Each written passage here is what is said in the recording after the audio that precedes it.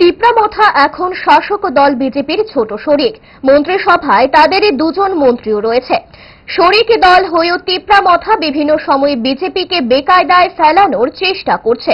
কখনো গ্রেটার তিপ্রাল্যান্ড, কখনো কেন্দ্রীয় সরকারের ত্রিপাক্ষিক চুক্তি, আবার কখনো পুষ্পবন্ত প্যালেস, এখন ককবরক ভাষার রোমান হরফ। অথচ প্রায় প্রতিনিয়ত দিল্লি এবং রাজ্যের বিজেপি মন্ত্রীদের সঙ্গে প্রদ্যুৎ কিশোর বৈঠকে সামিল হচ্ছেন। সেখানে আলোচনার মাধ্যমে কথা বলে সমস্যা সমাধান করা যায়, কিন্তু তা না করে রাজ্যের সাধারণ মানুষকে বিভ্রান্তিতে ফেলে হয়রানি করা হচ্ছে বলে রাজনৈতিক মহলের অভিমত।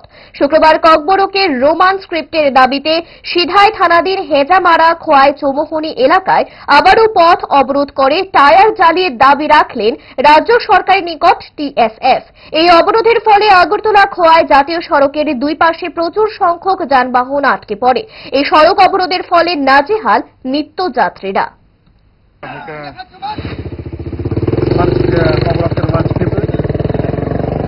আগে থেকে অনেক দিন যাবৎ আমরা দাবি করে এসেছি, কিন্তু এই সরকার বিগত 25 বছর সিপিএম সরকার কেউ আমাদের দাবিকে মেনে নেয়নি।